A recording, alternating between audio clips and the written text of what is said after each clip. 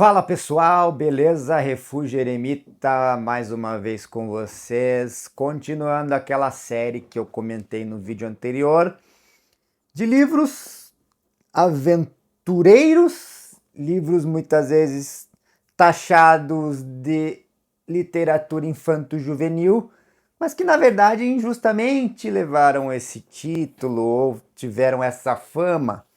E hoje nós vamos falar de um livro extremamente clássico, com um enredo que a gente já com certeza tem toda uma familiaridade, que é A Ilha do Tesouro de Robert Louis Stevenson, que é um autor conhecidíssimo por uma das obras mais publicadas e traduzidas que nós temos hoje, que é O Médico e o Monstro. Eu estava pensando no título, subtítulo, que também é aquele curioso caso do Dr. Jekyll e Mr. Hyde, né? Acho que é alguma coisa assim. E o Stevenson, ele é um autor escocês, né?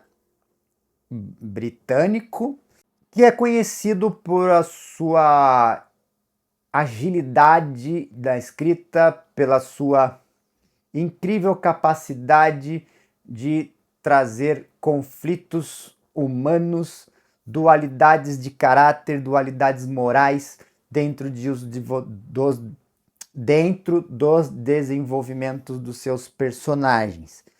E a Ilha do Tesouro é uma demonstração clara do que ele consegue entregar para nós e quais as reflexões que a obra dele, essa obra, consegue nos levar a refletir, né? A Ilha do Tesouro é aquela típica história de piratas, de caça ao tesouro, de navegações, de ir em busca de um tesouro que você não sabe onde está. É toda aquela coisa ambientada, né, de expedições marítimas, com traições, com personagens interessantes, com personagens dúbios. E aqui eu vejo muito assim uma extrema inspiração para a obra que veio depois aí, que nós conhecemos, dos Piratas do Caribe, por exemplo. Tem toda uma... bebe muito dessa fonte aqui da Ilha do Tesouro, a história do Piratas do Caribe. O plot é muito similar, assim, nessa questão de você ver personagens curiosos e muitas vezes aqueles personagens, ninguém é 100% bom e ninguém é 100% ruim, sabe assim? E é exatamente aqui, e é aqui que está a genialidade do autor. Ele traz esse tipo de camada na sua obra. Nós temos aqui um protagonista, né? Só antes de começar. Essa obra ela já foi replicada diversas vezes, ela tem adaptações diversas também, inclusive a Disney é detentora dos direitos dessa obra, e por isso até chegou a fazer filmes. Existe um filme da década de 50 que é um clássico, inclusive da Disney, da Ilha do Tesouro, e tem publicações em graphic novels, por exemplo, eu tenho aqui com os meus filhos, é uma adaptação da Ilha do Tesouro em histórias em quadrinhos com os personagens da Disney, né? Pateta, Pluto, Bafo Johnson, Mickey, enfim. É muito legal, é divertido para as crianças, porém ali é claro que está muito mais lúdico. E inclusive os filmes e desenhos que são veiculados também tem um quê mais lúdico, até por conta de censura, evita-se certas coisas, certas discussões. Mas o que a gente consegue perceber aqui quando o Stevenson escreve é notadamente que ele tem uma influência já de vida que de alguma maneira é transportada para o enredo do livro, né? Por exemplo, aqui nós estamos também falando de século XIX, né? Só que a história se passa século XVIII.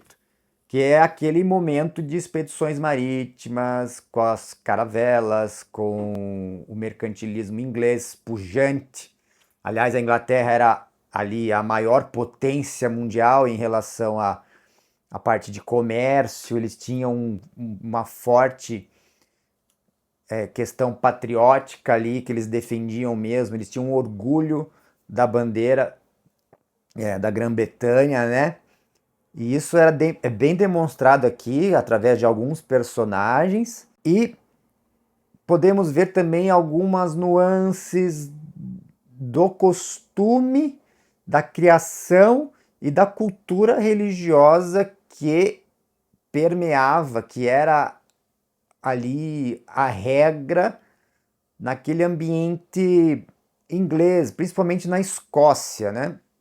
A Escócia ela é considerada como um dos berços dos pensadores, dos teólogos puritanos, né? Que é nada mais do que uma cisão contra o clero da Igreja Católica e também da Igreja Anglicana, porque após aquela ruptura feita por Henrique VIII, inclusive eu até comentei isso no outro vídeo, Henrique VIII ele quis achar soluções para anular o seu casamento com Catarina de Aragão na época, isso em século XVI, e dessa maneira, porque ele estava apaixonado por uma outra moça que era ama, né, que era uma serviçal, era uma aquelas moças que ficavam atendendo, a dama de companhia, né, que é conhecida assim, da própria Catarina de Aragão, ele se apaixona por ela, que é a Ana Bolena. E para casar com Ana Bolena, sendo que se ele está casado perante a Igreja Católica, o casamento é indissolúvel e é casamento eterno, para sempre. Então, de maneira alguma você poderia simplesmente, sem nenhum tipo de motivo verdadeiro, amparado pela pelos dogmas católicos, até e mais ainda, pelo que a palavra, pela que a Bíblia estipula como uma espécie de validação para você anular um casamento ou até mesmo para você romper um casamento, né? São pouquíssimas possibilidades nesse sentido, né? Só que Henrique VIII, na sua sanha, ele resolve botar tudo a perder, não se importando muito com o que estava acontecendo e como é que era ali o regime religioso na Inglaterra, que até então era, sim, sobre o guarda-chuva do papado de Roma. Ele rompe com a igreja, né? E cria a sua igreja, que é a igreja anglicana, que a gente conhece. E ele é o líder supremo, líder máximo da igreja, a autoridade máxima da igreja. No entanto, os puritanos também achavam que isso era um absurdo, questionaram demais, amparados por ideais e de doutrinas protestantes, de pensadores, principalmente ali do Reino Unido, né? No caso, temos aí o exemplo de John Wycliffe, que foi um pensador extremamente importante para essa guinada, para essa saída e para essa revolução, entre aspas, né? Porque é uma reforma, né? Por essa reforma protestante, juntamente com pensadores como João Calvino e Martinho Lutero, esses para citar apenas os principais, né? Então, esses pensadores adotaram sim um regime de cristianismo puritano, que é aquele cristianismo mais próximo de um ideal que era o que poderia se aproximar ao máximo do que é a igreja primitiva lá no primeiro século, né? Onde era estritamente importante você lidar com as escrituras sagradas unicamente, com sem coisas muito mirabolantes ao ponto de distorcer os ensinamentos de Cristo. E aí entra também a questão comportamental, de como as pessoas ali agiam, né? Enfim, é um estudo mais aprofundado, é uma ideia que tem que ser discutida, inclusive é uma filosofia a ser discutida em outros conteúdos, mas não é o caso aqui. Só para trazer esse contexto de como é que era a criação do Stevenson. E isso influenciou ele de muito na literatura dele. Porque em diversos momentos da obra e das obras, ele se arvora com essa ideia de Deus, né, que ali é chamada, é tratada como a providência, como aquele Deus, a Deus inclusive da doutrina calvinista, né, que a providência, no caso aqui, é Deus está sob o controle de tudo, ele é o mantenedor de todas as coisas, ele é o que provém, ele é o que está controlando exatamente tudo. E nisso aqui a gente percebe na obra do A Ilha do Tesouro. Eu não vejo muitas pessoas comentando esse aspecto do livro, né?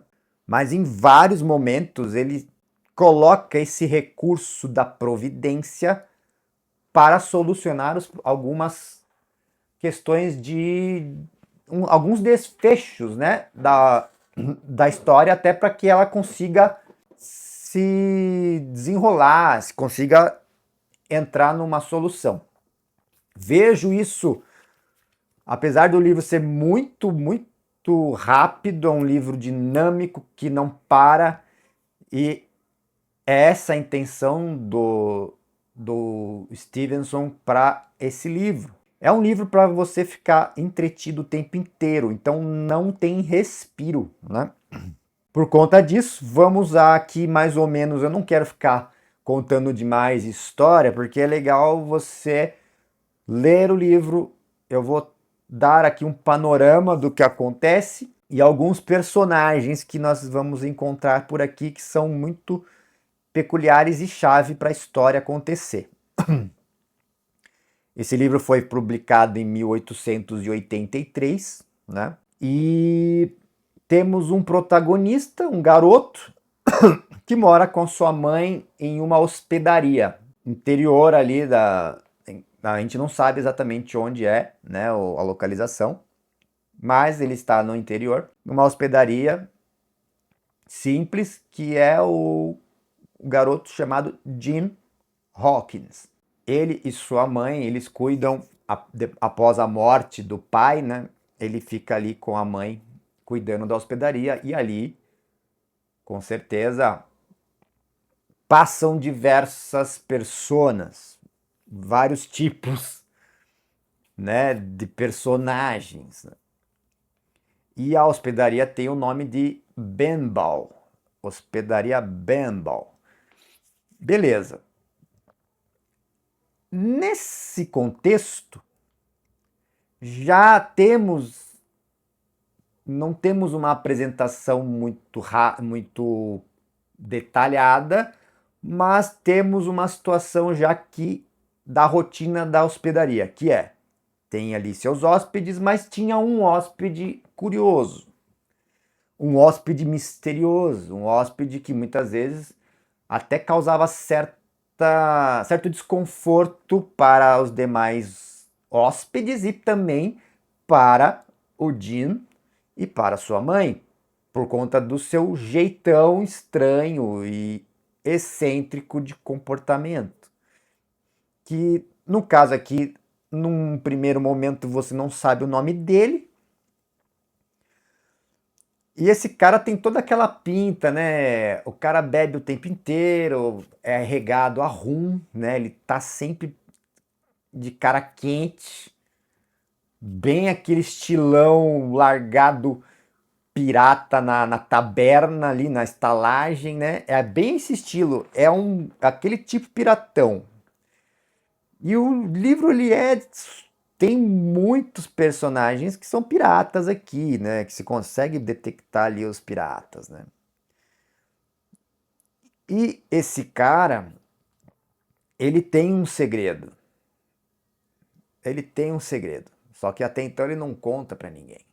Porque há algo que parece ali aquela sensação que ele está se escondendo. Essa coisa é interessante.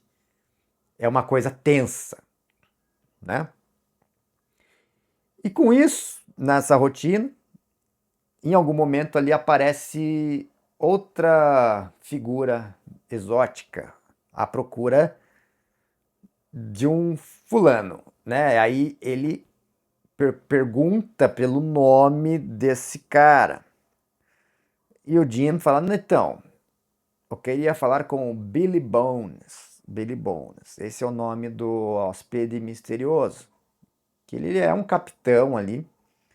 Tanto que no começo do livro ele atende por essa alcunha, ele atende por capitão, né? Aí entra esse cara que também tem toda uma pinta de pirata, que imediatamente o Billy Bones, o capitão, ao voltar do seu passeio vespertino, se depara com ele, já de cara eles começam a se estranhar. E aí ele já solta qual é o nome desse pirata que aqui no caso atende pelo epíteto de cão negro. E aí eles fazem ali uma parlê, né? Conversam, tomam rum pra caramba o tempo inteiro. Isso é interessante no livro, tá? Os piratas, eles são extremamente dependentes do rum para tudo. Uma espécie de impulsionador para as atitudes. Mesmo que eles estejam extremamente podres caindo já, eles têm que ter o rum o tempo inteiro em seu sangue, em seu corpo. E isso é fundamental no desfecho do livro. O quão importante pode ser o rum para que o livro consiga funcionar e para que a providência consiga, talvez seja por conta da providência aqui, que o rum é exageradamente usado pelos piratas. Olha que interessante. É uma espécie de dependência, uma prisão. Certo? Ok, acontece o quê? Esses dois caras, eles se matam ali na briga. Porém, antes de morrer, o capitão confessa um segredo ao Jim, que ele tem em seu quarto algo muito valioso, que é um baú de um outro pirata famosíssimo, que atende pelo nome de Flint. E esse pirata deixou esse baú com um mapa. E esse mapa leva ao caminho de um tesouro inestimável. E nessa, o Jim fica extremamente curioso. Porém, tem outras invasões ali na casa, que também dá problema, dá ruim. Eu não vou ficar aqui contando tudo, mas dá ruim. Vem outro pirata atrás, porque eles estão atrás do quê? Eles sabem que o capitão tem algo consigo que é extremamente valioso. E aqui a gente percebe que esses piratas que estão atrás do capitão, todos eles já se conhecem, todos eles já navegaram juntos, já participaram de uma tripulação deste pirata extremamente temido, inteligente, Flint, que também já não é vivo, já está morto. Certo? E nessa, vamos aqui nos deparar com diversas personagens, e aí entrarão os grandes condutores da história, além do Jim Hawkins, né? Por quê? O Jim Hawkins, ele muito jovem, inexperiente, não sabe o que fazer com o mapa, e ele tem alguns amigos. E a primeira coisa que ele faz é ele ir atrás de um amigo que ele entende por muito inteligente, que é um médico, né? Que é o Dr. Livesey. Se o Dr. Livesey, imediatamente, ele vê aquilo e fala, poxa, isso aqui é interessante. Muito legal, o que a gente pode fazer com isso daqui? Eu vou consultar aí as outras pessoas para ver o que a gente consegue fazer. E nessa entra no jogo um aristocrata ali, inglês, que tem muita grana, que aqui atende pelo nome de Sr. Trelawney, certo? Esse Trelawney, ele compra um barco, que aqui atende pelo nome de Espanhola, é um barcão grande, aqueles lá que a gente sempre vê nos filmes, tipo Pérola Negra, do Jack Sparrow, né? Aquela coisa de vela, convés, gigante. Aquela pegada de barco, né, que a gente imagina, e é legal a gente ver isso durante a leitura, porque ali há uma ambientação e é ali juntado, né, um time de pessoas que vão, esse cara ali, o Trelawney, ele vai comprar esse barco para seguir essa expedição em busca desse tesouro escondido. E nessa tripulação é complicado. Por quê? Ali são selecionadas pessoas bem complicadas, de caráter extremamente ambíguo. Aliás, ali uns até nem tão ambíguos assim. Que é, aliás, uma característica do Stevenson quando ele escreve, que ele sempre vai trazer essa faceta humana na tua cara, que é ninguém é tão bom e ninguém é tão mal. Sempre haverá esse conflito humano, essa guerra interna, seja para fazer o que é bom, seja para continuar mal, mas muitas vezes aquele que você acha que é bom não é tão bom assim, ou até às vezes aquele que você vê que é ruim e você sabe que ele é ruim. Mas em algum momento você acaba pegando uma essência que pode ter uma fagulha de bondade. E há um conflito, há uma empatia, muitas vezes. E aqui é formada essa equipe. E é uma equipe extremamente distinta. São pessoas extremamente diferentes, de classes sociais diferentes, que receberam educações diferentes. Temos uma tripulação composta por piratas mais tranqueiras possíveis, que vivem de rum o tempo inteiro. Isso é fato, acontece aqui. Temos um cara que aparece. Por quê? Aliás, eu preciso alertar vocês. Antes do capitão morrer, ele chega pro Jim e fala uma coisa. Tome cuidado com o cara com a perna de pau. Que anda com uma muleta, né? Como se fosse uma alavanca na perna. Porque ele é amputado. Cuidado com o cara de uma perna. Aí, ok, ficou isso, né? Bem cravado. E nesse barco, ali são contratadas pessoas e o cozinheiro do barco é um tipo peculiar, carismático, corpulento, que chama atenção, que tem um poder de influência sobre as pessoas muito forte. e ele atende pelo nome de Long John Silver. Aqui ele está como cozinheiro. Só que você já saca que é muito claro que ele é o tal do homem da perna de pau. Eu tô usando aqui o termo mais grosseiro, mas eu já tem um tempinho que eu li o livro, né? Então eu não me lembro exatamente qual é o termo que é usado, mas é o cara da perna que usa um apoio, uma muleta. E ele sim, ele é o cozinheiro. Ele está ali como serviçal. Só que os contratantes não sabem quem é, ele é misterioso, ninguém sabe do passado de ninguém ali.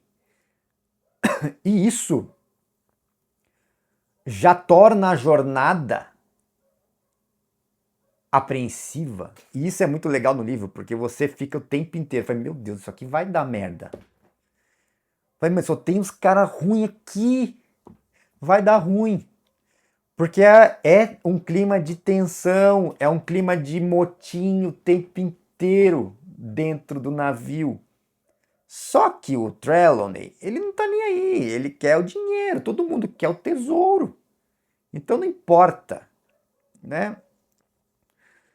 Mas temos um personagem que é um retrato extremamente interessante.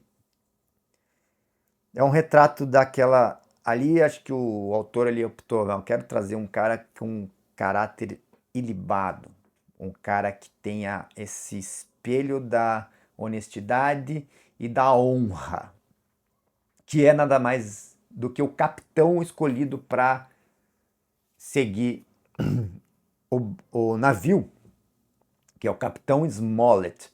Ele aparece bastante até, mas poderia até aparecer mais, mas até fica bem legal assim. Os momentos que ele está em cena, você percebe que há uma riqueza moral dentro dele. Já nos outros personagens, não se vê muito isso, né? A gente vê muito esse caráter ambíguo. Inclusive no Jim Hawkins. Por quê? Eu vejo ele como um herói, ele é o herói da história que vai conseguir desvendar várias coisas, mas muitas vezes ele faz isso desobedecendo ordens expressas das autoridades aqui do navio. Ele entra naquele lance da inquietação e da rebeldia, né? Fala, não vou ficar aqui. Ah, não. E aí entra na narrativa, inclusive em texto, o lance da providência. Porque o Jim é o narrador da história. E ele fala que alguns momentos ele sente que a providência levou ele para algum lugar e que ele precisava fazer aquilo. Porque ele era um menino cristão, né? E com essa base, ele meio que consegue ter a ousadia e até mesmo transgredindo algumas regras para conseguir solucionar alguns problemas. Ou até mesmo para se livrar de alguns problemas. Ou até mesmo para conseguir descobrir algumas coisas.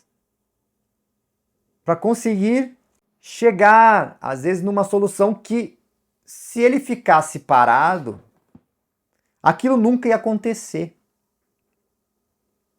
Certo? E aí, temos os conflitos, né? Temos troca de tiro, temos o fatídico motim, porque há sim essa articulação do Long John Silver, extremamente carismático, em conluio com os tripulantes piratas para amotinar o navio, tomar o navio num determinado momento, na hora certa, né? mata todo mundo e eles saem na vantagem com o tesouro. Isso é bem feito, mas o que acontece? É uma situação incrível. Aquela coisa do estar na hora certa, no lugar certo. E quem está na hora certa, no lugar certo nesse momento, por conta até dessa ousadia, é o Dean. Numa ideia de se esconder para ninguém vê-lo, em um compartimento ali do navio, ele escuta essa conversa de motim. E a partir daí fica essa tensão o tempo inteiro. Ele sabendo do motim que está planejado, só que ele não pode contar. Ele tem que ficar quieto. Ele tem que guardar o segredo e ir arrastando ali a situação e já ficar precavido para o que vai acontecer e no momento certo, sim, aí alertar todo mundo. Então fica nessa tensão e aí há o desembarque na ilha, há os momentos de conflito com arma, tiro, pancadaria, trocação, pirata morrendo, outros morrendo, os colegas também se ferindo. Então tem essa coisa da treta que é muito bom, é emocionante, é frenético, não tem respiro o livro, é muito bom. Tem inclusive um cara lá abandonado, que foi abandonado na ilha. O cara já virou um Robinson Crusoe, por exemplo. Tem um Robinson lá, se virando na ilha há mó tempão, que foi abandonado por tripulações, porque ele era da tripulação de quem? Do Flint. Ele cometeu um problema lá e o castigo foi abandono na ilha. E esse cara tem um papel importante também. Claro que eu não vou ficar discorrendo aqui tudo. Mas uma coisa que eu vou tentar traçar aqui. A personalidade do Long John Silver. De cara você vê que o cara é o vilão. Ele é o vilão da história. Ele é o articulador. Ele é o trapaceiro.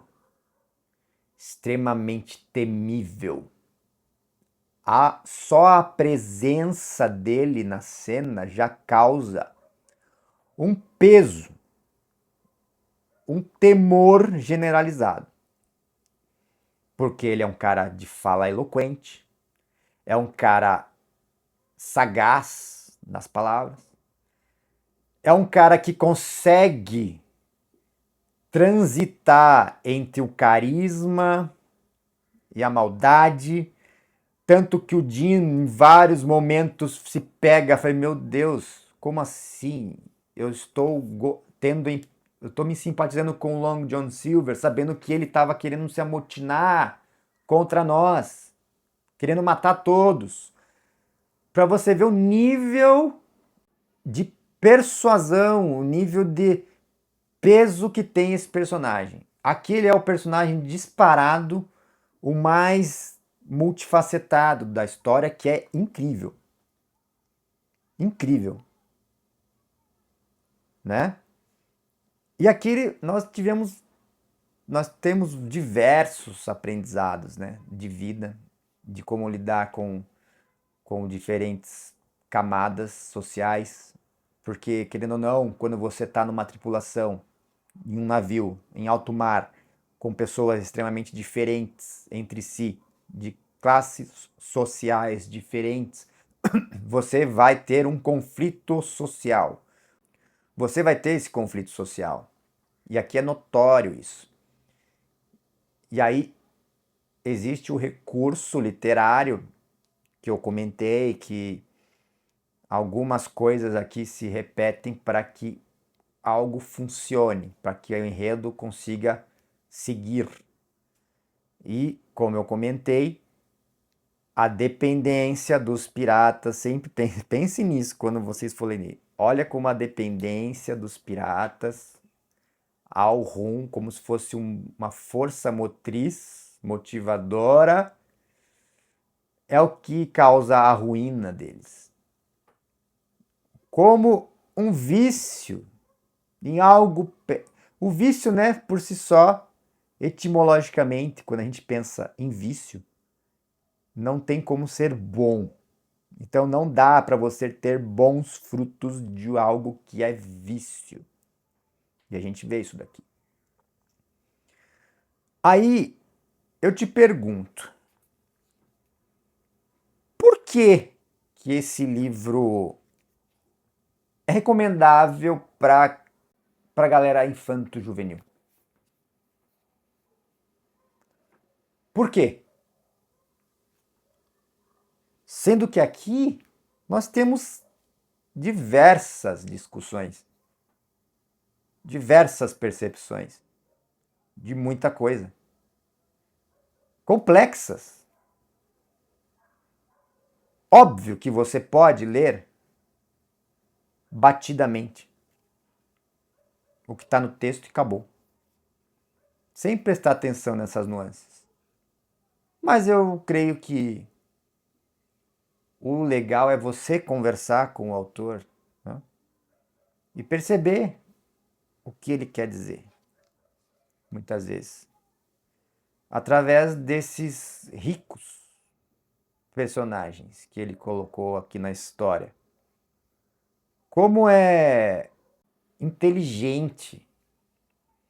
O Stevenson era um cara extremamente ativo, né? Ele era muito versátil na obra. Ele escreveu romances, ele escreveu contos, ele escrevia peças, ele escrevia poemas. É uma pena que ele morreu muito cedo, né? Com 44 anos, mais ou menos, de uma hemorragia cerebral. É um triste fim, né? E é engraçado que a gente vê esses autores geniais morrendo cedo, né? Muitos.